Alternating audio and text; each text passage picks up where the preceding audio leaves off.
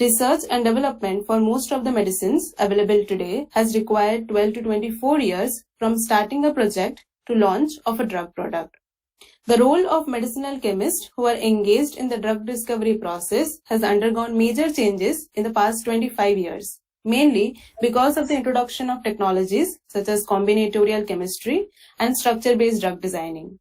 To understand more about this field and to prepare us for our upcoming journey, we have with us today Gaurav Das sir. We welcome you, sir, and now I would request Susmit to introduce our speaker to the audience. Over to you, Susmit. Thank you, Nivedita. Mr. Gaurav Das has completed his Bachelor of Pharmacy in 2014 from Jadavpur University, Kolkata. During those 4 years, he actively participated in the arena football tournament and received 5 gold medals for his academic excellence. He completed his Masters in Medicinal and Pharmaceutical Chemistry from Naipur Mohali in 2016. He was also a speaker in Chemophile and received the prestigious Bristol Myers Squibb Fellowship. In 2015, he volunteered at the Indo-US Conference on Molecular Modeling and Informatics in Drug Design.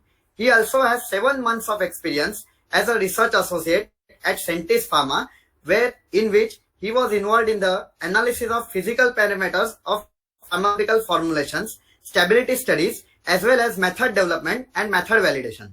Currently, he is working as a Senior QA Scientist 1 of Discovery Informatics at Schrodinger. We welcome you, sir, and will request you to guide us throughout this session. Meanwhile, audience is requested to put their questions in the chat box. Over to you, sir. Hey, hi. Am I audible to everyone? Yes, you are audible. Cool. I'll just put my video on. Yeah, cool. Yeah, first of all, thank you so much, Susmit and Nivedita, for a kind welcome. It was really, really nice of you to list down all the achievements and the things that I have done. And so in the next hour or so, I will be providing you some guidelines, something about your how you can take your career ahead as a medicinal chemist. The reason I chose to talk about this topic particularly is because I felt when I was in your place, there were not a lot of people coming in and putting these inputs to me, which would have helped me shape my career much better. I could have easily gone and chosen some research topic to you. I believe this is whatever I'll be talking today in the next hour or so will be something that will be beneficial for you in the long run. And yeah, before I start, I just want to know about the current situation. How you guys coping up with the pandemic? Are you actually into the campus? Are you working from home? I do not have any of you can just let me know what the current situation is. It will be nice. Sir, Sir, yeah, so sir, actually all the postgraduate students has been sent to their homes. Only the PhD students are residing in the campus and they are doing their work. And we are attending our online classes from home. So this is the current situation right now. Okay, and all this, and what is your current status? Like, have you completed your coursework, or are you still? Sir, the second semester final exam is due on August, and after that we will proceed on to our main lab work. Okay, and the current people attending this meeting is only the first year students, or is it they're also second year students? Yeah, only us, I think. Yeah, first year students only. Okay, cool. Yeah, thank you so much. Yeah, I feel really bad for you that you're missing out of a large part of the Naipur life, and I hope the pandemic clears off and you guys can actually go to Naipur and have a slice of all the beautiful life. Okay, so I will just go ahead and share my screen if that's okay. And I also want this to be like not a unidirectional talk, a bidirectional talk where you guys should put in your inputs. Don't wait for me to you can stop me at any point of time and ask questions. I will pause after every slide for you to understand and ask questions. And yeah, I will move on to the next slide only after you have understood the slide, basically. Yeah, and just feel free to unmute yourself and raise and ask a question anytime. You don't need to use the chat box also. You can just interrupt. I don't have a problem with that. Cool. I will share my screen. That's okay. Can you guys see my screen?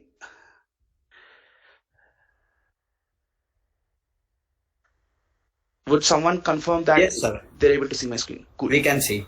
Awesome. Okay, I will. Cool. So I decided to talk about this topic because as a first year medicinal chemistry student, you're into the world of medicinal chemistry. You don't have a lot of idea about the outer world or what you do after you are graduated or postgraduate basically from medical chemistry. And so I want to give you some pointers, some idea of what are the opportunities a medicinal chemist is open to, and the things, the workflow that an industry actually runs, and the industrial perspective of a medicinal chemistry field.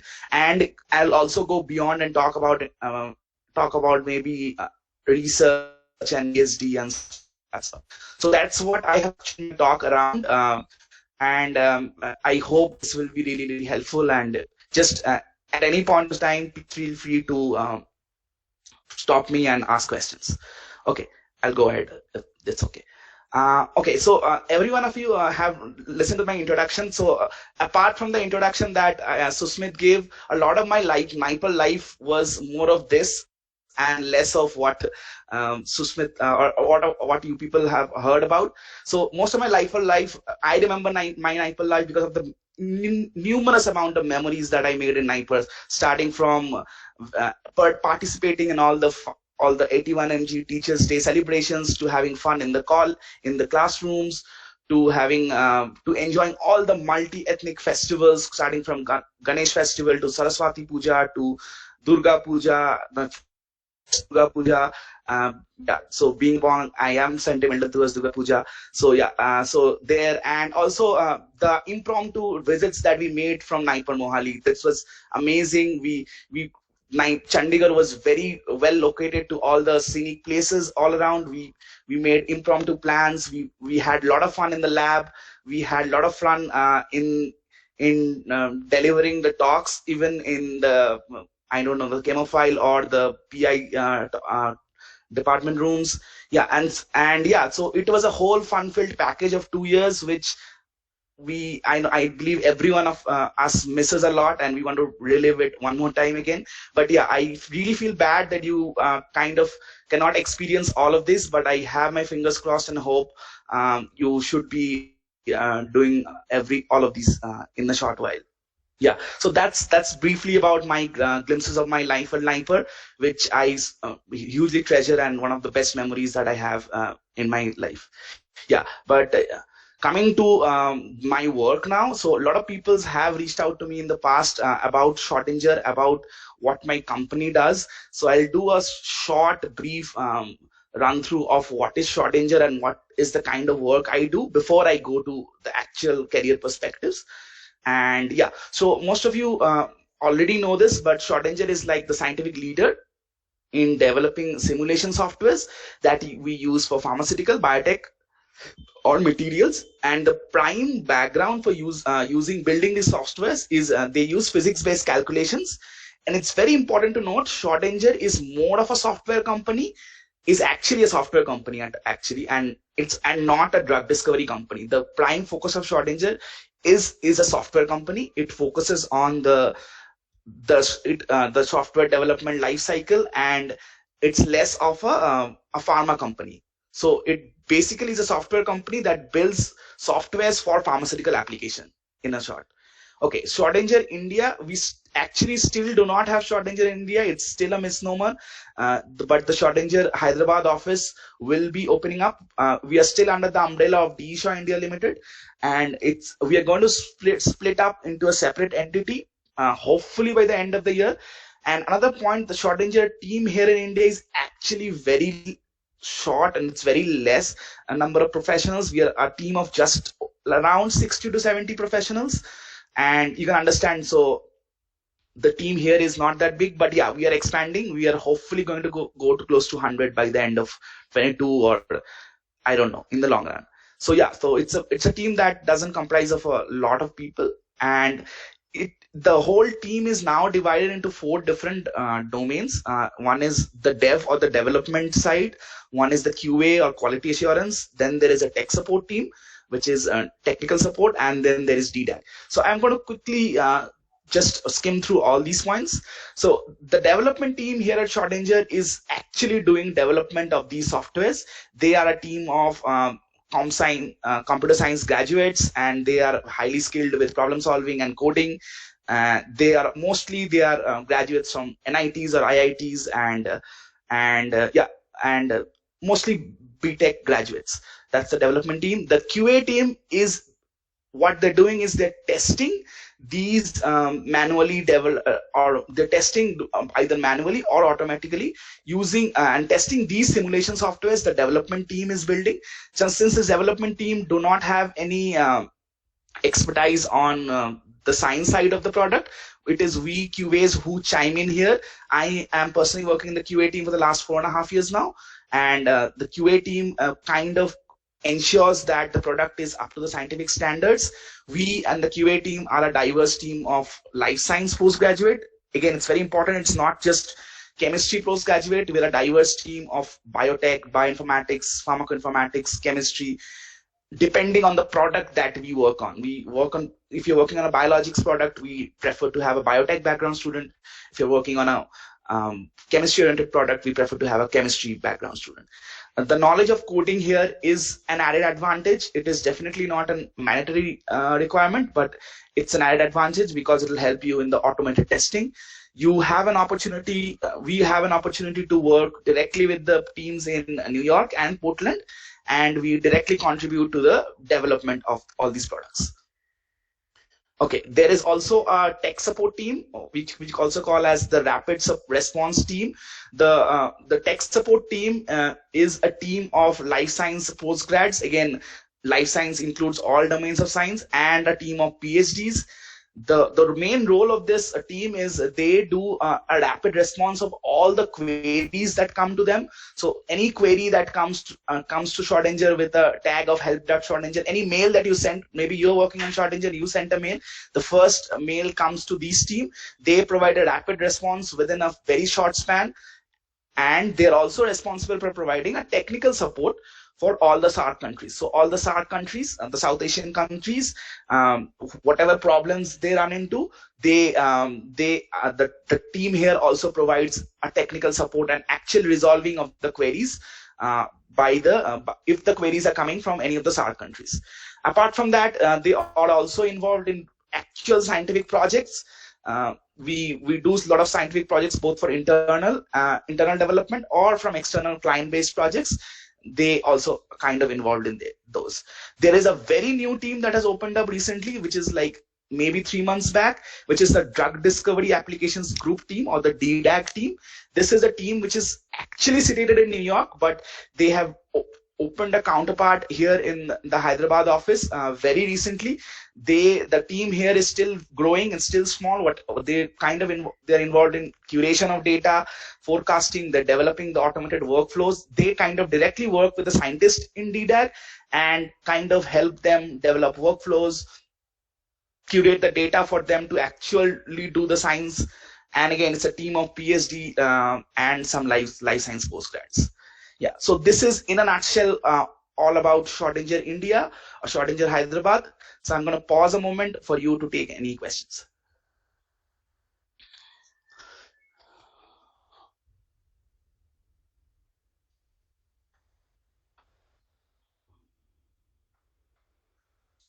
Okay, yeah, I'm going to assume that is a no and go ahead. Okay, now enough of the drum rolling on my side and Schrodinger side. I am going to come to the topic of today's discussion, which is the pharmaceutical industry and the aspects of the pharmaceutical industry, and slightly go ahead from how a medicinal chemistry can benefit from a pharmaceutical industry. So if you see, it's a complex slide, but I'm going to explain this one by one. And so I have drawn a very brief workflow. Okay, I think I have a question, but I have my...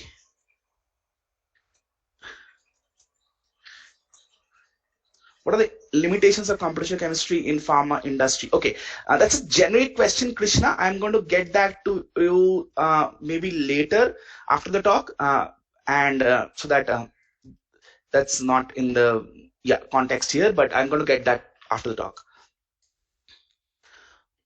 Okay, yeah, but feel free to unmute and ask a question. That's more helpful for me because I'm not looking at the main screen. And anyway, so I'm going to go ahead and talk about the pharmaceutical industry in a nutshell. The workflow here is the general workflow for a drug discovery pipeline.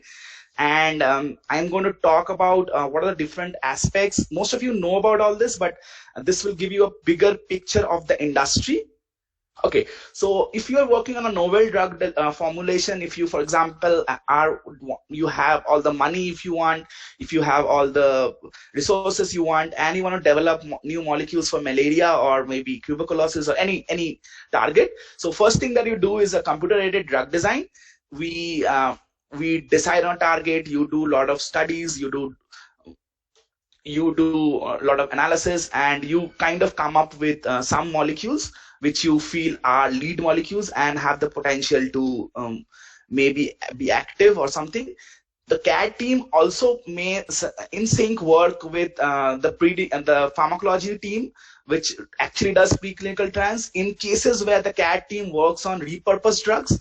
So it's not necessarily a CAD team will always work on novel new entities. They can also repurpose a molecule for a different action. So there is a dotted arrow which kind of links that they can also work directly with the pharmacology team, and they can give help in the repurposing of drugs. Okay, so once you have a novel molecule, the next step that you go do in industry, very similar, is synthesize that active pharmaceutical ingredient. So you kind of do something very similar to what you do in your labs. You design your route of synthesis, you synthesize your molecules, you characterize your molecules, then you separate your molecules. Yeah, that's something very similar, but obviously in a large scale done in an industry. And then in parallel, we also do pharmacopoeial tests for them, or you do a technology transfer and do a large scale synthesis in a plant. Okay, so after you have designed your molecule or your API of interest, you now have to design your formulation. So what you do is you mix them with excipients, preservatives, whatever, and you, if it's a tablet, or you mix them with some liquid dosage form, or maybe water or something, and you formulate your API. This is where the pharmaceutics people come into play, and they design the API. Okay, and now you have designed your API. What you go ahead and do is analyze that API. You validate that API and analyze that API. By analysis, I mean that you method validate, and you perform stability studies. You find out the assay of the preservatives. You find out the assay of the drug. You find out the impurities of a drug. You find out the loss of drying, the loss of LODs and LOQs and all these parameters. Basically, you find out all of these and you kind of do that. Most of this, all of the first line of all of this is done in a lab or an R&D center, which is technology transfer to a large scale plant where you actually synthesize them in a bulk production. The guidelines or the protocols, whatever is set in the R&D in this part here, are just transferred, and the plant people are just supposed to follow whatever the guidelines and R&D industry sets. Okay, I hope that's clear, but please feel free to point out and ask questions. Okay, if it's a novel drug formulation, again, you go for IND approvals, you go for patent filings, you do QA or quality assurance of this, and simultaneously you do preclinical trials on rats, mouses, or whatever model you want to do. Then you do some phase of the 4 phase of clinical trial. All of you know about that. Okay, and then you finally launch a new molecule in the market. Okay, now the reason I have this picture of NIPER over here, all of you must have visited NIPER at least once. You can see the departments are synced in that manner as the manner I just told you. So you can see the pharmacoinformatics department right over here, which after which is the medicinal chemistry department. after which is the analysis or the Sutex department side by side, and then you have the pharmacology department. So the workflow that I just showed you is exactly something what we want to follow in the NIPER circle in the middle here. Yeah, so this is more or less about the workflow of the industry. But for example, there is a but. The Indian market, if you consider the Indian market in general, they will not, like when I'm talking about Indian market, I'm referring to mid to small scale industries. I'm not talking about large scale industries. For mid to small scale industries, most of them will directly only use these two part of the whole pipeline. They will not use CAD, they'll not use API synthesis. What they'll do is mostly work on generics. The company that I was working for, S.A.S Pharma, was also following the similar pipeline where they're just doing a formulation design. What they do is they buy the API. They buy the API from India or from abroad. In S.A.S Pharma, we were buying APIs from China because they were cheap. Yeah, we just buy the API, consume the API. We make a formulation of your own. We analyze that formulation on our own, and you follow the dotted line, and we directly launch that molecule or that formulation into the market. If it's a generic molecule, that's the pipeline, that's the workflow that is followed in the generic workflow. You do not have to follow the whole part of it. So again, I'll repeat it. Generic markets, they do not always follow the whole pipeline. They just consume the API from a third-party vendor. They make their formulation. This formulation can be a novel formulation. They try to make changes to the formulation. The company, again, a good example, S.A.S Pharma, it's a company that makes ophthalmics. We made a new formulation for eye drops, the CNC eye drops, carboxymethyl cellulose eye drops, which was preservative free.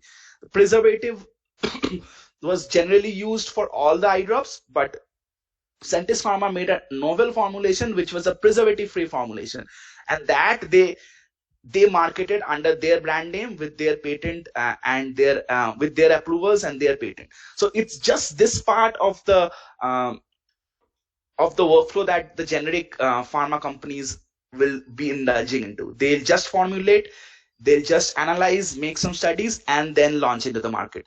Yeah, it's a novel formulation. You'll have to do clinical and clinical trial. But if it's an already existing formulation, you just want to sell it with a different name, you can just directly launch in the market because the trials are already available in the market. Okay. Okay. Now I have some squares, and these squares represent the weightage of the squares indicate the probability of a medchem student to land a job. So as a medicinal chemistry domain, the areas where you can land a job or get a job is the CAD, the API synthesis, the analysis and validation, and the post launch of a drug to the market.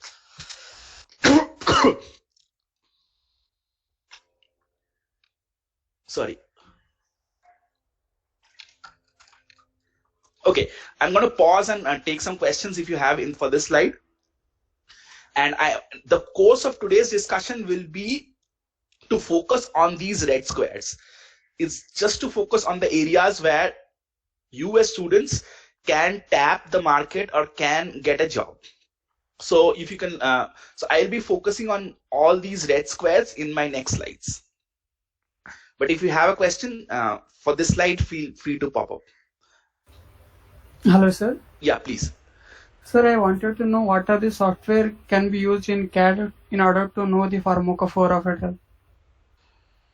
Okay, it's a slightly specific question. So to know a pharmacophore of a molecule, you can use any software. You can use a whole range of software. So you can use the Schrodinger modules. For Schrodinger modules, you have a panel called Phase, which does pharmacophore modeling. You can use that, but it necessarily do not have to just strictly be with Schrodinger. Schrodinger is obviously licensed and you need to pay for that. But I do not know if you have any open source freely available softwares to do pharmacophore analysis. There may be available, but But yeah, the Schrodinger model is phase, and if you have to use any other models, you can look into the CDD package or the Acceleris packages, or the, yeah, I don't know, the different software packages. They might have something. Yeah. So what currently I'm aware is just the Schrodinger package, but there are definitely more packages to find pharmacophores. Thank you, sir. Cool. Yeah, but anyone wants to know more about this industry, feel free to ping me or ask me at this moment. I'm more than willing to talk more on this. If you're not clear, if you're clear, more than good. Okay, I'm going to go ahead, hoping that more. Yeah, please. QA and QC. Okay, QA and QC, sure. So QC is what you call as quality control, which is done in the plant. Okay, what we mean by QC is the plant. I have not stressed on QC here. So the plant has two parts. It has a production unit. It has a QC unit. So the QC is what the QC people are doing is the same thing as what the analysis people has set up in an R&D. It's the first part of this workflow. This part talks about what happens in the R&D. In the R&D, you set up the protocol. Okay, whatever protocol you set up or developed, it's technology transferred to someone in the production or the QC. So the QC will just follow that same protocol set up in the R&D and do those steps. That's about QC. QA is kind of doing the documentation or maintaining the quality assurance of a drug. They need to have knowledge of all the regulatory bodies, because if you have to file a novel formulation, you need to understand if you have to file a novel formulation and market it in a remote country, maybe you want to market it into Russia. You have made a novel formulation and you want to market in Russia. So you need to understand the regulatory guidelines of Russia. You need to know about what you need to do to sell a drug in Russia. So you study them and you file those things and get the approvals. Yeah, so it's more of a documentation and type of job. Yeah, does that kind of answer your question? Or do you want to know more?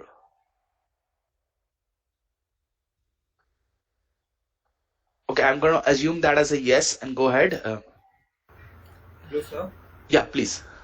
So my question is, which CAD technique is more successful and more reliable, the structure-based drug design or the ligand-based drug design? Right. Okay. There isn't. Okay, so there isn't something that is more successful, something that is less successful. We should not categorize something like that. Generally speaking, people prefer structure-based drug design. Sorry, yeah. Generally speaking, people prefer structures, but it's not always the one is better than the other. It depends on the type, on the model that you're working on, the cluster that you're working on, and yeah, and what you're looking for. You cannot like choose one over the other. Basically, both are equally important and can be used, I would say. Okay, sir. Thank you, sir. Cool. I'm going to go to my next slide. So I'm going to focus primarily about the ones in red. The weightage of are different. This is to indicate the probability of a person to land a job in that domain. Okay. So first, coming to the early stage drug discovery or design or API synthesis. The talk will be structured mostly around the companies that work on these, the general pay scale, and the kind of work you'll be doing. Okay, so a lot of companies actually do API synthesis and CAD. The core companies are GVK's Sun Pharma, which is Sun Pharma Advanced Drug Center, Spark, Sai Life Sciences. So this the list here is a mix of both. Okay, Cipla, Teva, DRL. Again, this list is not exhaustive. the ones that are given are just a list, or just an examples. There are definitely more companies. There are a lot of CROs for CAD. There are Syngene. There are a huge number of small startups which also are making a lot of grounds and paying attention these days. Okay, these are the companies. So the pay scale is on the lower range. If you take it from on a scale of 5, again, this is absolutely my opinion. I have a disclaimer written out at the bottom. There can be exceptions to the rule. Exceptions prove the law. Yeah. So the pay scale is, I would rate as 2 to 3. And the kind of work that you'll be doing if you're hired in any of these companies is something similar to what you'll be doing in your second year of research. You'll be synthesizing a molecule, and obviously there are separate teams that are doing this now. If you're in the synthesis team, you'll just be synthesizing molecules. So if you're in the characterization team, you'll be just characterizing molecules. You are separation team, you'll be separating and running columns or HPLCs and stuff like that. Or if you're in the CAD team of any of these companies, you'll be implementing these simulation techniques. You'll be implementing any of the simulation techniques like docking, dynamics, FEP, etc. You'll be maybe building some automated workflows. People want stuffs more quickly these days. They want automation everywhere. So they'll look for workflows that are automated. Or if you have good knowledge about statistics, you might also end up building models for QSAR or machine learning or artificial intelligence. But yeah, so this is the overall gross idea of what a company which doing API and CAD works out. Again, I have a short list of pros and cons. Again, these are absolutely my experiences. Do not consider them to be absolute. The general pros of working in a company are you get first-hand experiences to live projects. You work on novel molecules. You work on proprietary data, and it is a very good experience. You have opportunities to publish patents, research papers when you're working in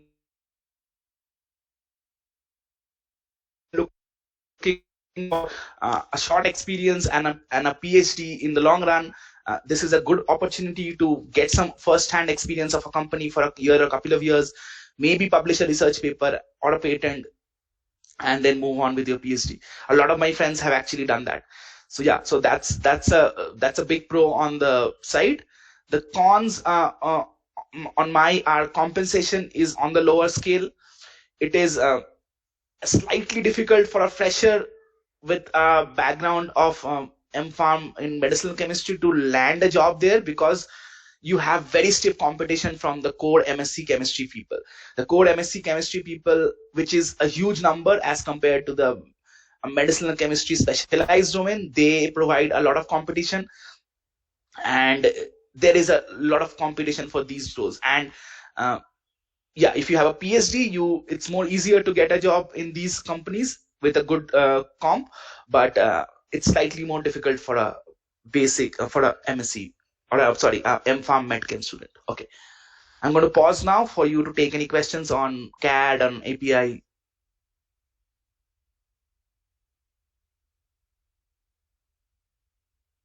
What is the actual role in the regulatory affairs in CMC domain? Means what is the actual work of this CMC? What do you... Chemistry, manufacturing and controls. Okay, so I do not have a specific answer to your question. What is the actual work of regulatory roles? Can you come up with your questions one more time? Sir, CMC domain means chemistry, manufacturing and controls domain in regulatory affairs department. Right. So I do not have an accurate answer, but I can give you a vague answer maybe, which may not be correct.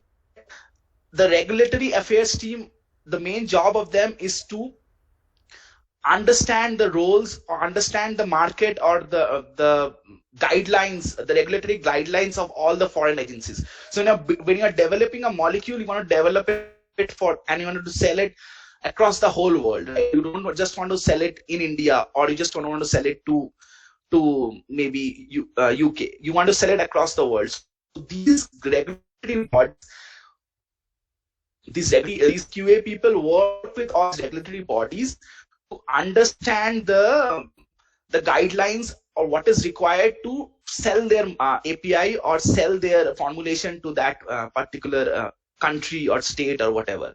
So they filled up a robust list of documentation which gives you the whole clinical data.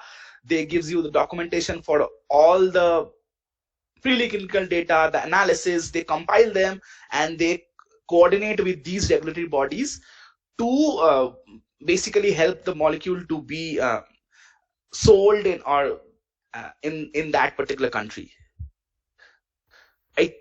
Again, it's not absolute. It's just my idea. Yeah, please.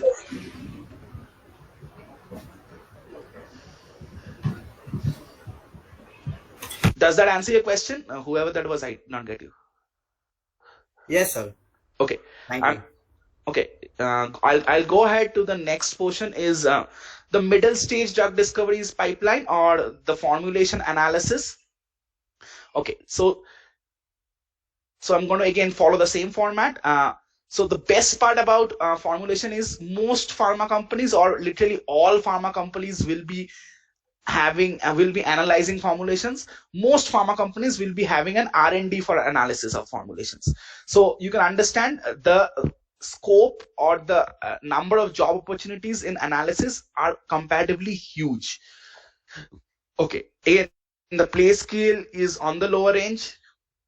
Okay, the kind of work you'll be doing when you get into this analysis industry, you'll be doing method. Again, all of these will involve handling of instruments. This is nothing to do with synthesis or developing or characterization or separation. You'll be handling NMRs or maybe HPLCs, UPLCs, mass or stuff like that. And what you'll be doing is you'll be doing method development, which is developing a method to analyze a novel formulation. For example, maybe your company has made a novel molecule, so you'll have to develop a method to analyze that molecule, which will again be robust across the plant, across different labs, across everywhere. So this is a challenging job, and you have to develop a method. You have to develop maybe an HPLC method or maybe a simple titrimetric method to analyze that formulation. So that's what method development is. You also do method validation. After you have developed your method, you want to validate that your formulation is robust. It passes the requirements for assay, the impurity content, the loss on drying, or the limit of quantification, stuff like that. It passes all the requirements, and you validate that. So there is a separate team that does that. There is also another team that is also studying the stability of that molecule. You study a stability of a formulation over different range of relative humidities, temperatures in different time intervals, like 6 weeks or 6 months or whatever, and note that if there is any degradation of the product. So yeah, so the company that I was working for, or even most companies, have these 3 different teams and who work in sync. And yeah, so again, my guidelines of the pros of these and landing a job in analysis are: you have first-hand experiences to a live project or a new formulation. You actually get the formulation in hand and you analyze them. You have a very good knowledge of instruments, and you work on a daily basis with HPLCs, UPLCs, mass or whatever, and you understand or troubleshoot instruments. You get that opportunity. Okay, and the third point is a very important point. It's a huge opportunity for freshers, because most of the companies in India will require this. So there is a significant workforce required for all companies. So this is the scope to get into land a job here is significantly high. So these are the pros according to me. The cons according to me: the comp is not at par for general postgrads. Okay, the second cons is basically the job can be slightly monotonous over a period of time. You kind of have to do the same experiment, the same protocol over and over again. So after a moment of time, so this was something that happened to me and actually led me to shift from one company to a different company. you get monotonous and you have to move on, and you don't kind of learn new things. Okay, there can be cases where you do something wrong in one day. There can be, you just can have a bad day, or your instrument did not work, or you can just do some mistake in weighing or something. In that cases, you will have to raise incidences are cumbersome. You'll have to tackle them. You'll have to explain why your analysis failed in that day, and that can be slightly stressful. So yeah, according to me, these are the cons. So I'll just pause for a moment and take any questions if you want to ask from here.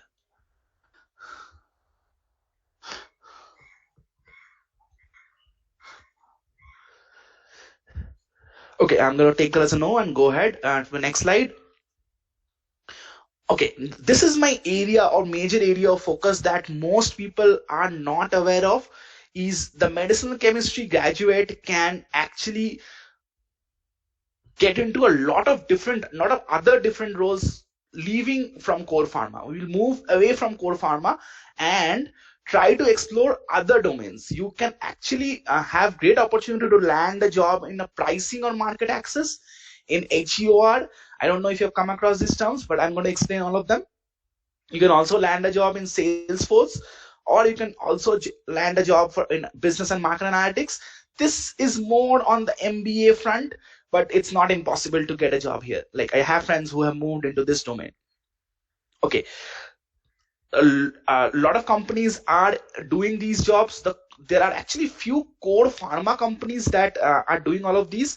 The core pharma companies are big shot companies like Novartis, Novo Nordisk, Eli Lilly, Pfizer, or GSK.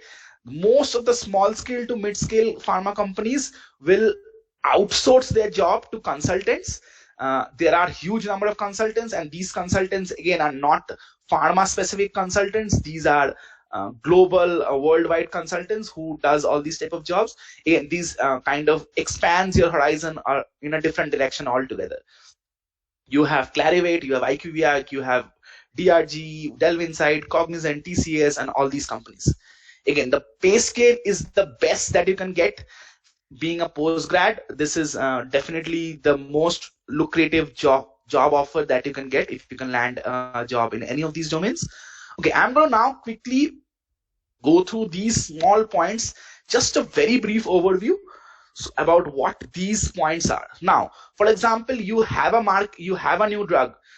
You want to market that new drug. There are a lot of studies that has to be done by folks like us or life science people, that before a drug is actually going to the market. One of the common ones are pricing.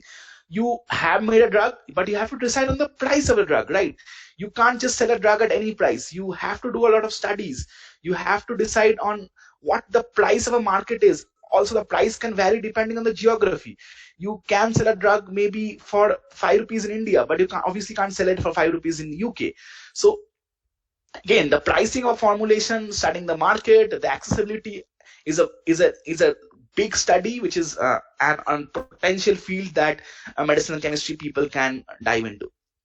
Okay, another very emerging field, a lot of my friends are here, is the health economics and outcomes research field. If you are known and have a knowledge, most of the European or the Western countries, they cover full healthcare coverage for all the people living there. If you talk with any of the people there, if they fall ill, they go to the hospital, they generally always have a full healthcare coverage. When I mean by a full healthcare coverage is, for example, if you are suffering from a stomachache, there are governing bodies which have already stipulated a list of drugs that should be prescribed for stomachache.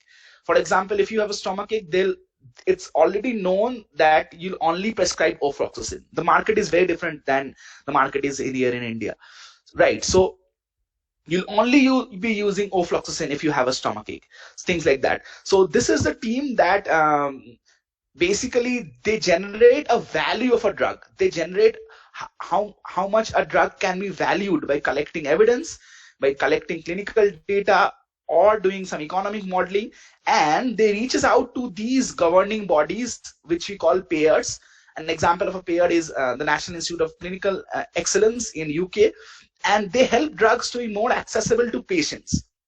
What I mean more accessible to patients is, for example, they generate for example, ofloxacin is already sold for stomachache. It's a well-known drug. For example, someone or gives data, or someone convinces the payer or the governing body that maybe norfloxacin is even better. Maybe norfloxacin is even better and it mitigates all the side effects. So in that way, if they can convince the governing body, you basically can sell that market, and you can get control of that market altogether. That's kind of in a very nutshell. You get access to the market, and you get access to the drug, and you get you can sell the drug and make profits. The company makes a lot of profits. So yeah, this is a team which basically does lot of data collection, data generation, and kind of coordinates with these governing bodies. It's a very emerging field, and a lot of good opportunities are opening up now. There is another team, which is the Salesforce team. This team are basically designing strategies for medical representatives. So a lot of medical representatives. You might have friends who are medical representatives, but the Salesforce team are the team who tells the medical representatives that you should go to this doctor, you should go to this area, or you should decide that you should go to this doctor this many times, or maybe finally disburse their incentives that you should get this much amount because of you've done this much. So there is a team of people, professionals doing these studies and directing medical representatives or MRs. That's the Salesforce team. Then there is also a business analytics team. The analytics team is more on the MBA front.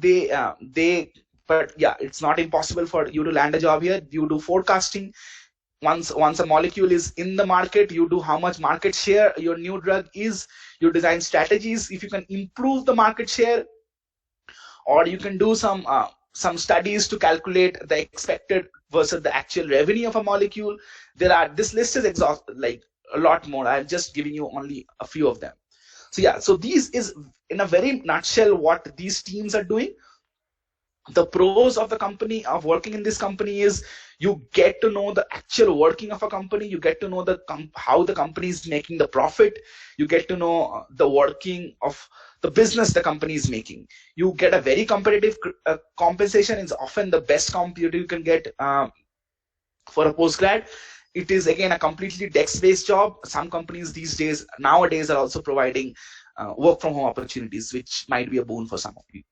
Okay, the cons in this is absolutely no research. You have moved out of research now, so it is there is no element of research which is involved here. Also, the other con is slightly difficult to land a job, especially from a scientific background to get a job. But once you are into it, you can easily switch, and once you're experienced, it's very, very easy to switch between companies. Okay, I'm going to pause for now and take any questions from this slide. Hello, sir. Yeah, please. Sir, I have a question from previous slide. Sure. A medicinal chemist with expertise in nanotechnology can work in formulation R&D? You can definitely work anywhere you want. So there's no one stopping you to work. But a formulation R&D will generally not be looking for a skill background with a medicinal chemistry.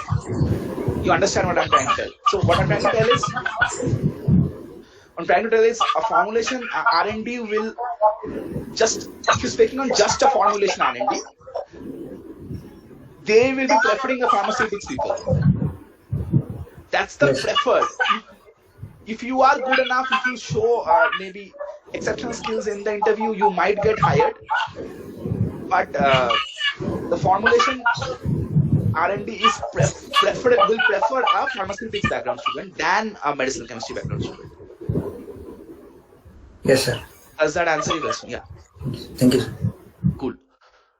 Okay, I hope this is helpful for you. I just go ahead and I'll talk about some of the other aspects or some of the other job offers that you can get, and give you an overall, try to give an overall picture. Then there is another field which is pharmacovigilance. I think a lot of you know about this, but there is another field which I'm going to talk more about is scientific writing. A lot of core companies work on them. Novartis, Parexel, Aurobindo, Sanofi, they are core pharma companies that work on them. There are consultancy companies, Kynabs, Quintile, Syngene, also working on pharmacovigilance and scientific writing. The pay scale for pharmacovigilance is on the lower range, but for scientific range, it's on the higher range. Okay. Now, pharmacovigilance, most of you know, it's basically monitoring the effectiveness and filing of the different ADRs, the adverse drug reactions for clinical candidates or for existing candidates. You kind of work closely with MRs or patients and doctors, and you record the data, you fill up different forms, and if you're working for a consultancy, you communicate that to the company or you communicate that to the higher officials. You are mostly concerned with the adverse drug reactions. So that's more or less the pharmacovigilance side. If you're working in a scientific writing, this is a very lucrative field and a very emerging field. A lot of new companies are hiring here. Scientific writing is basically can be divided into two parts. One is publication writing, one is regulatory writing. So what they basically do, the big shot pharma companies, they do a lot of clinical trials. With these clinical trials, they have tons and tons of data. Now, the publication writing team, they translate this scientific data into different abstracts, into posters, maybe for presentations in conferences or publications or patents. So a person working here should be able to, should have the ability to data mine, should have the ability to write good lucid English, and yeah, if you are writing review articles in your first semesters, you should already have a first-hand exposure of publication writing. Or if you're writing a publication in the long run, you should be skilled enough to try into these positions. These are lucrative positions. And also you can pursue, you can also bend into the regulatory writing category. What they do is they translate scientific data into various documents or dossiers. These dossiers are then sent for regulatory approvals to governing bodies like FDA or anything else. So they convert all the clinical data into these set of documents. That's it. So yeah, this is a very emerging field. The pros of working here: for scientific writing, there's a big pro. You have good opportunities to travel. You have opportunities to basically present your abstract on a poster in a remote conference in anywhere in the world. So you have good opportunities there. You have information and access to a large amount of proprietary data. You need to have those skills to handle that. The comp is generally lucrative. This is more to do with scientific writing, and there some of the companies now are also giving opportunities for remote work. Okay, the cons involve that you need to have ability to rigorously do literature survey. You need to have a habit or a knack of reading articles, maybe 100 articles a day or even more than that, and analyze or abstract data from them. So you need rigorous data mining skills. You also require good presentation skills because you have to present them. That's more or less about the cons there. The last topic that I'm going to touch about the postdoc laws is intellectual property. Again, I am slowly, you can understand, moving away from pharma, and intellectual property is a very broad domain. It is not restricted to pharma, but it is very important for pharma. Why it is important? Because pharma companies will do a lot of intellectual property and novel formulations. Okay, the core pharma mostly outsource them, but consultancies, the consultancies are the companies that basically do intellectual property. We have EVS, we have BCG, Clarivate, etc. The pay scale is generally on the higher range. I would rate 3 to 4 out of 5. Okay, the work that you do in intellectual property is, once you have a novel formulation or a novel molecule, you generally want to protect your innovation. So you have to basically file a patent, which gives you the right to sell that molecule for the next 20 years. So these consultants or the consultancy companies will be maybe filing a patent for you, or you can, most of the companies in India, what they do is they invalidate an already existing patent, So what they do is you know there is a technology that exists. You kind of do something that is better than the old technology. So you kind of make that old technology invalid and and uh, and develop or sell your own new product. Or what you can also do is you can before you launch a product, you should check that you are not infringing any other existing patent. All the other patents are not getting infringed before. So these are studies that can be done. The workflows that people working in the companies will do literature and patent data extraction from defined databases. They'll analyze the data according to the business requirements. They'll maybe visualize the data, generate reports, and perform the deliverable actionable insights. Oops, sorry. The pros here is that you have knowledge and access to a lot of patents, a lot of new technology, and a lot of new innovative solutions to healthcare. The comp is generally competitive. Okay, the cons involve you have to do a lot of literature survey, and you need to have a lot of data mining skills. And this is not generally a con, but you actually moving away from core pharma. When you're working in this domain, you need to be prepared that you will not be just getting patents from the pharmaceutical domain. You will also be getting patents from any company. So you'll have to be flexible, and which will kind of broaden your knowledge, and you're actually moving from core pharma. Okay, so I'm going to pause for a moment and take any questions from the two slides if you have.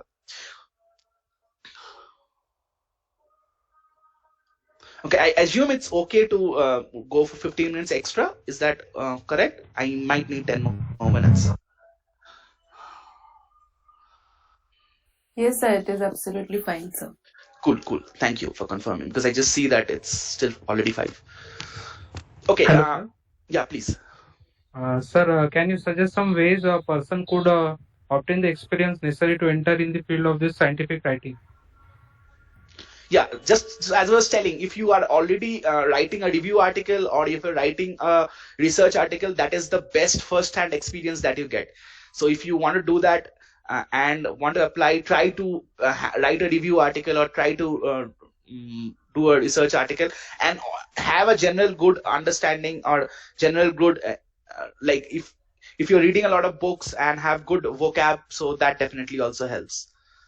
So if you want to prepare yourself, maybe try to write articles or improve your vocab, and yeah, stuff like that, and look for opportunities here. Okay, sir. Thank you. Cool. I'm going to go ahead. Okay. So this is more or less all the job opportunities. I will also touch upon the point that I focused on is focus on the higher studies and research. So I'm going to cover PhDs in India and PhDs abroad. I know a lot of people are interested in research. I know a lot of my friends are pursuing research, and I'm just going to. I do not have first-hand experience again on these fields, so I will just skim through my understanding of the areas. Okay, so if you want to pursue research, one of the main things that you need to do is find a funding. So funding can be a government-inspired funding. You can sit for exams like CSI, DBT, or if you are a DSP-inspired fellow, if you have the funding, once you have a required funding, you have the ability to pursue research anywhere in India. You can choose a research lab based on your interest and pursue research. This is one way to land a good PhD. Another way to land a good PhD is most institutes also have funds. So if you want to apply, or if you're sitting for a NIPER entrance examination for PhD, or a BITS entrance exam for PhD, or maybe some institutes have an interview process for PhD, you will have to apply there and take an institute funding. So so that's the funding that you get from an institute. You can also work on a project on a part-time basis. Note, a project funding is not a PhD. You work as a JRF or a junior research fellow with a project funding. These project fundings are generally advertised in their websites, and you can apply there and work as a JRF. But you note that this is not a PhD. This is just working temporarily for a particular period of contractual time. That's it. but you have to, if you want to convert it, you have to clear an exam, and either of these exams or the institute exams, and get a PhD. Okay. Very important point to consider for a PhD, you need to choose your research supervisor wisely. Take time. PhDs again are rigorous. It is a long time of 4 to 5 years of the most fruitful time of your life. It's a time where you are most productive. After this time, you will slightly get less productive. So understand that it is a commitment of the most productive time of your life. So choose your research supervisor or your project very wisely. Do background research. Do read up scientific literature as much as possible, and obviously it's a very, very rewarding option, and if you are just genuinely interested, it's one of the best career options. Yeah. And also in doing a PhD, explore exchange programs. There are opportunities that you get. The Fulbright Nehru is one of them, where you can or there is also a DAD exchange program, so you can pursue a part of your research in abroad. So explore exchange programs during a PhD and go ahead with the research. Again, PhD life is a lot of people do not follow them, but yeah, enjoy your research. It is very rewarding, very satisfying. And my quick tip to all the PhD people who try to pursue PhD, try to have a social life outside of research. It's sometimes that PhDs can get frustrating, and it kind of gets hard on you. So try to have a life which takes you out of the research, and so that you are balanced. And yeah, so it's very common for PhD people to get frustrated. So just I would suggest, try to be motivated, try to have a life outside of your research life, and try to be not frustrated and be more motivated. Yeah. So yeah, that's more or less in a nutshell about PhDs in India. But another rewarding and a very, very good career option for most of you folks. Again, I would stress on the point that doing a MS or like completing a graduate MS from Naipur Mohali is you're on the top tier of graduates or postgraduates in the whole of India. So yeah, so if you consider the whole Indian population, who are graduating, you are definitely in the top 5% of the graph, I can say. So a lot of the masters people do not have first-hand experience of research only; they just do coursework. So at Naipur, you have so much good experience. You have the ability to handle so many instruments and actually do a thesis project, which is great. So that will actually help you and make you far ahead than a lot of the masters graduate across the world. So try exploring a PhD abroad. I'll try to give you a ways to how to find a PhD. So there are two ways you can actually find a PhD. This slide is just how you should find a PhD. Most 90 to 95% of people doing PhD find a PhD abroad by either of these methods. One is you directly apply to the university PhD portal. So most universities have a PhD portal. You can just directly apply there. All the top universities or most of top universities will have a funding for the program.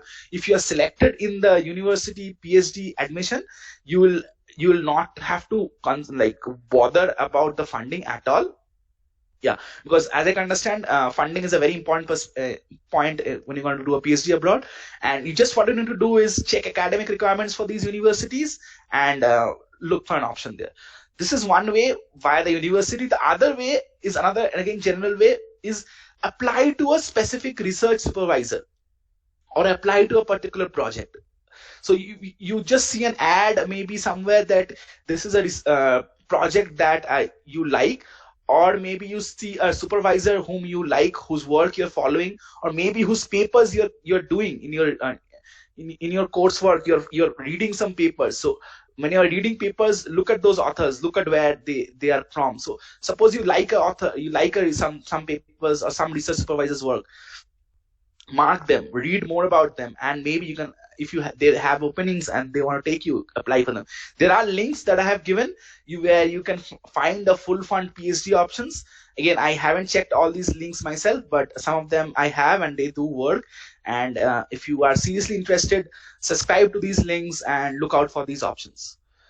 This is I again tell, more than 90 to 95% people land a PhD by either of these options. But these are not all. You can get your own funding. You can apply for an international scholarships. Again, this is a very short list. You can apply for a Commonwealth scholarship. You can apply for a DAD scholarship. You can apply for a Marie Curie fellowships. These are fellowships which come across every year. If you have a fellowship of your own, you can get into any lab of your choice. Most labs will be willing to take you if you have a fellowship. Again, the percent of people getting here is slightly low because not a lot of people actually get these fellowships. But again, it's not impossible. You can get any of these fellowships. It's highly rewarding. I have snapshots from these websites. The Commonwealth scholarship gives you around 1,100 pounds.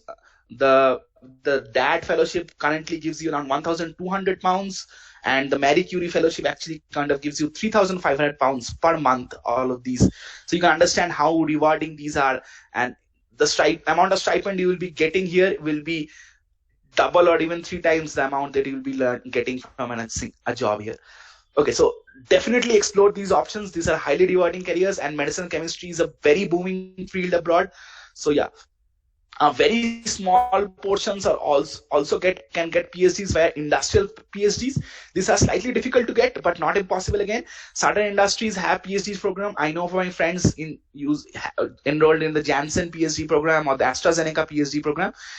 It's very rewarding, where you can collaborate with academics. You can have a part-time academic and a part-time industry exposure, and however, there are slightly limited opportunities. So this is generally grossly the way that you can get a fellowship in a PhD.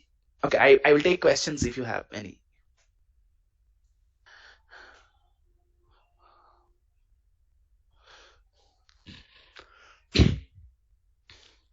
Okay, in the interest of time, I'm going to go ahead.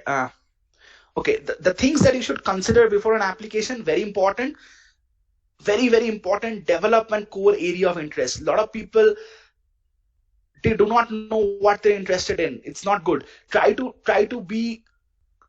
have an expertise. Try to develop interest. Try to write in your CV that I am good in doing column chromatography, for example. I am good in analyzing a NMR spectrum. I am good in analyzing a mass spectrum. Point it in a CV. Develop that interest. Develop that niche area of yours which you are the best in. That's what people look out, or maybe supervisors look out for. For example, yeah, things like that I said. So yeah, so develop an area of interest. Again, PhDs are rigorous. Try to develop an area of interest that you like, and pursue, and make sure that the lab's interest matches with your interest.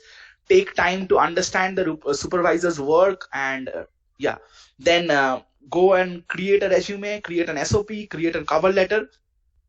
Okay, draft a resume as usual.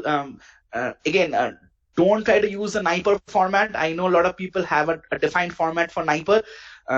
I would suggest you not to use that in the long run, because most people, even when you're applying for jobs or after your completed masters, but try to do that. And again, make customized SOPs. Do not forward the same cover letter and same SOPs to all the labs. Read the lab's work. Spend at least 10 to 15 days to understand the work, and make an SOP or a cover letter according to the lab whenever you're applying.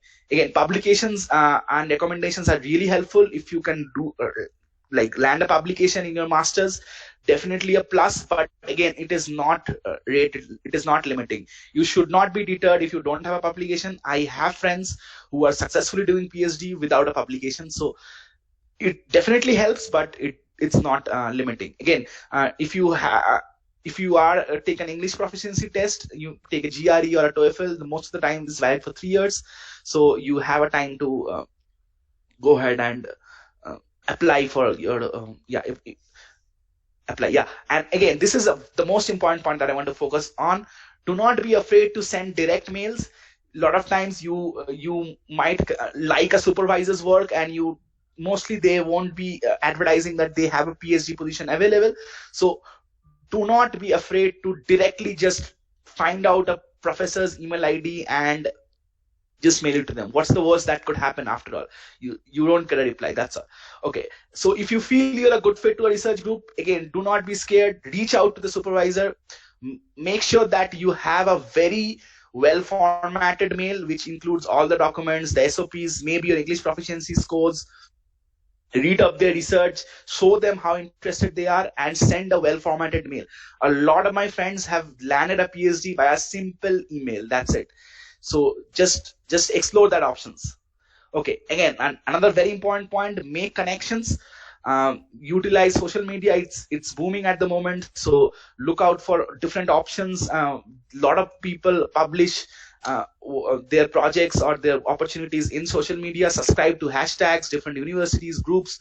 Reach out to those. If you're interested in a lab, reach out to the postdocs or the PhD folks whom you're comfortable with. Don't be intimidated to ping them. Just feel free and make connections, as many as possible. Yeah, that are mostly the things you should be considering. There may be more I have missed, but yeah, in a nutshell, that's everything. Yeah, so I'll take any questions before I go to my last slide. Anyone's doubts about going PhDs abroad or India or higher studies, anything?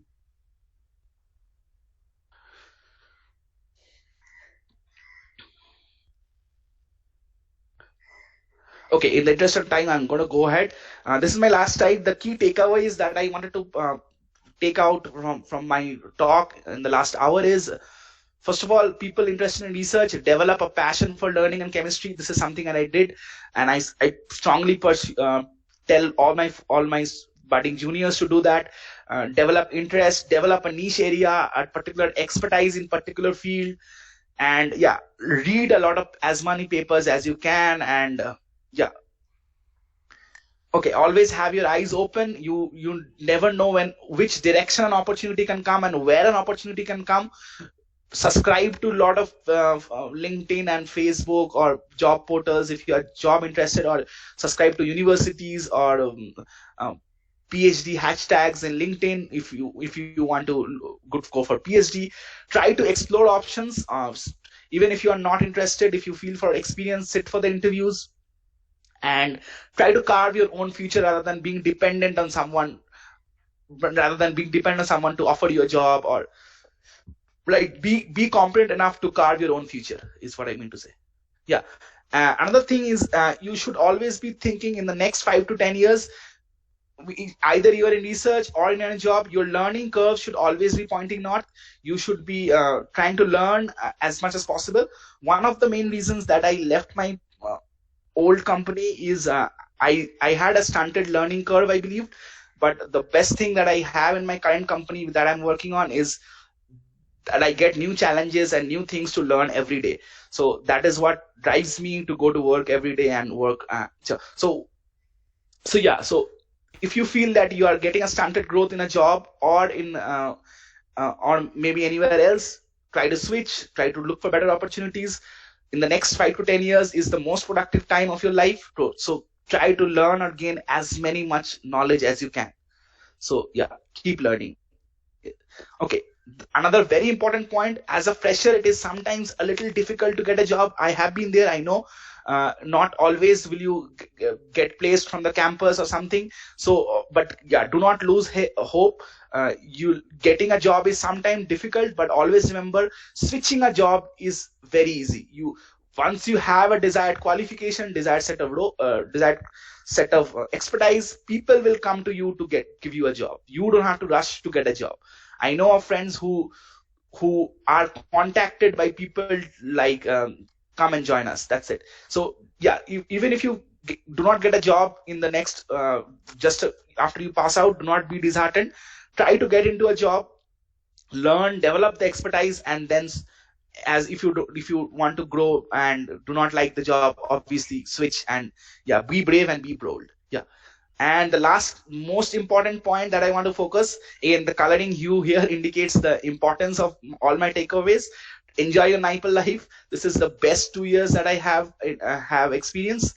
So I feel sorry for you people that you haven't been able to do that until the moment. But if you do have a chance, try to enjoy as much as possible, make memories, because those are things that are going to last forever. And yeah, that's everything. And yeah, so always remember that the sky is the limit. Never doubt yourself. Stay focused and never let anything stop you from your goals and your dreams to happen. So keep the curve high. That's all I had to say. Thank you. If you have questions, please, I can take them now.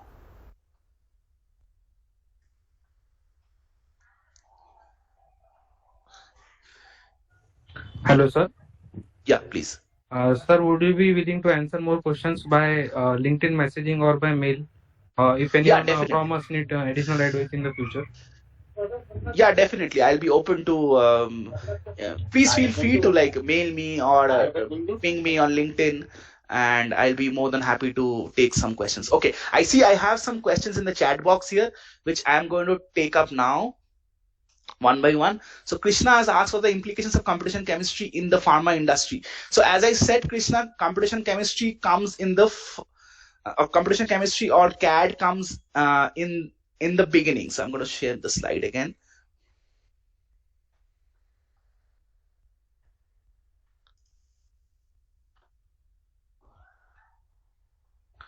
Okay, I think it should be visible. Okay, so as you can see that computational chemistry or CAD is the starting point for any drug discovery pipeline or any pharma industry. So not all pharma industries do CAD, but people who work companies who work on novel drug discovery are definitely doing CAD. So what CAD helps is it helps people to make an informed decision. You with CAD you do not get an absolute result or an absolute analysis that you can trust that no, this molecule just because it has docked well will be a good drug. You cannot tell like this. You'll have to do a bunch of studies for that. But CAD can help you tell that out of 1,000 molecules, 5 molecules can be good drugs. So this is the impact of CAD. It helps you to take an informed decision. Yeah, people working on novel drug discovery, that's what they use CAD for. Does that answer your question, Krishna? Yes, sir. Thank you.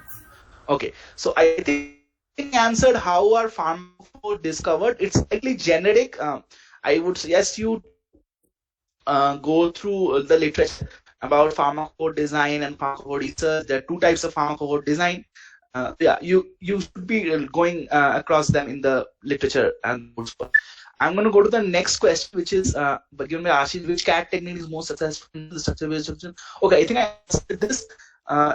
It's not like which is more successful. It's like what type of model you want to what is your model, whether your model is a structure-based model or a ligand-based model. If you actually have a ligand or not. If you don't have a ligand, obviously we go for structure-based model. If you already have this, you go for ligand-based model. So it's not like this is more successful and this is more reliable. It depends on what the scenario is. Right. I think that's your question, Ashish. Okay, I'll go to Nabojyati's question. In silico drug discovery, molecular operating environment and Maestro are used. Can you kindly differentiate between them? Which one is preferred? Okay, we cannot differentiate between these. Like these are different tools which use absolutely different backends and absolutely different algorithms to come up with results. We cannot tell that this is good or this is bad. Okay, first need to understand that both are good, both are more. But what I can tell is what is more accepted by the industry. Schrodinger is definitely the leading, the leading simulation software in I think the whole of the world now, and their results are more acceptable. Their results are preferred by the scientific community, so people are using more. But that doesn't mean that MOE is the result by MOE is bad. They are using a different algorithm. They are using a different thing. This is more. Maybe Schrodinger is marketed more, or maybe Schrodinger has more accessibility. Maybe Schrodinger's price is less than MOE. It's just like that. So there's a lot of aspects coming into here, and it's not like this is good or this is bad. Okay. Does that answer your question, Navajyoti?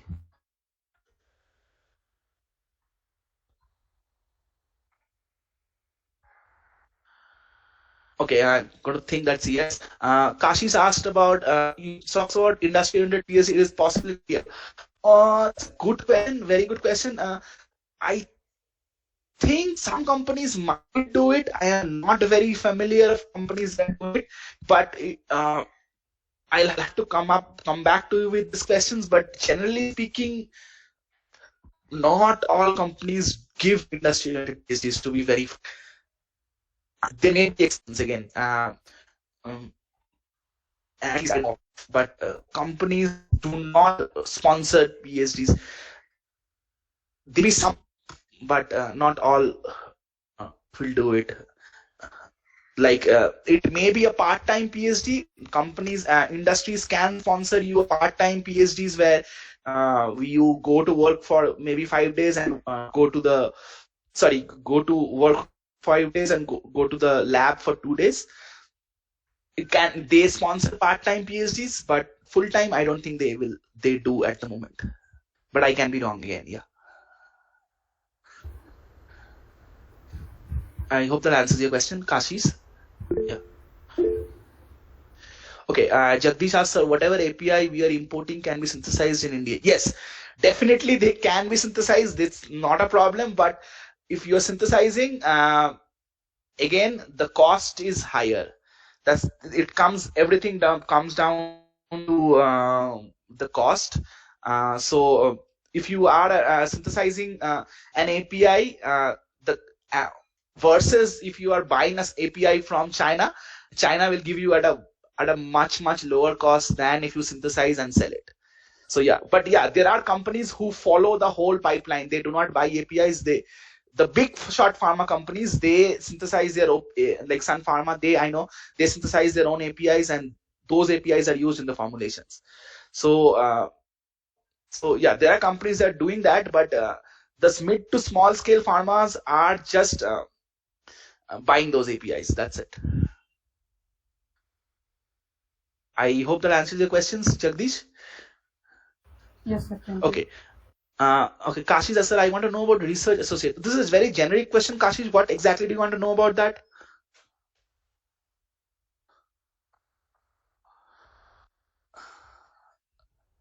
Okay, research associate is just your position in a company. That's it. It's a position that you are given in a company, either a research associate or a senior research associate. It can be in any company. Just the name of position. That's what I understand.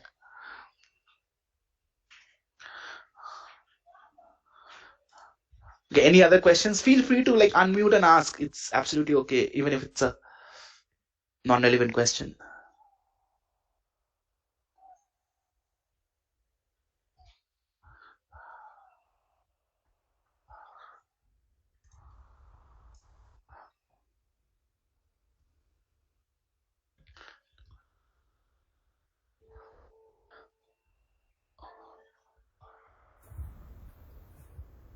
I think there are no more questions from the audience.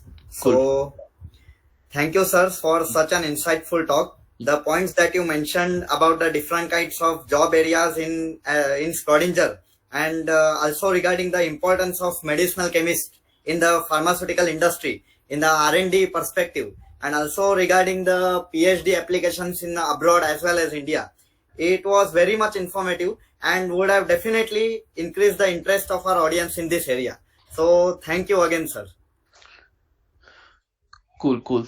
Yeah, I hope I was able to help in some of your goals. Yeah. Yes, sir. Yes, sir. Thank you. This was by far one of the most relevant career talk we had, and we understood all the things you mentioned. Now, I would like to request Arindam Saha to kindly present the vote of thanks. Over to you, Arindam. Thank you, Nivedita. A very good afternoon to everyone. It gives me an immense pleasure to deliver the vote of thanks on this event. I would like to thank our eminent speaker, Mr. Gaurav Das, for his sagacious talk, which has benefited us all. I'm thankful to the audience for cooperating with us and making this session a successful one. Thank you all. Yeah, thank you, Arindam, and thank you everyone for the time. And as always, feel free to ping me or mail me. I hope every one of you know my LinkedIn or email addresses. So yeah, if you have any questions in the future about anything, just feel free to reach out to me. I would be more than happy to get back to all of you. Thank you. Yes, sir. Yes, sir. Thank you. Thank you, Arindam. Now, I would like to request everyone to kindly switch on your camera for the photo session.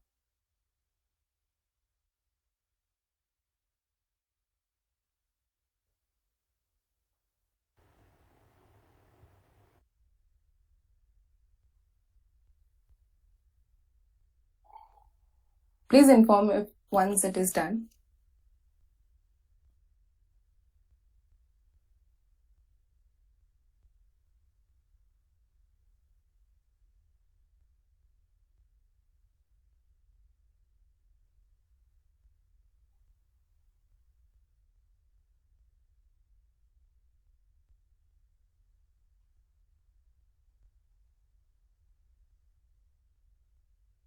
Okay, it is done. Thank you. Thank you everyone for cooperating, and thank you, sir, again. And hereby we culminate the session. Thank you all. Thank you. Bye bye. Take care, Bye, everyone. sir.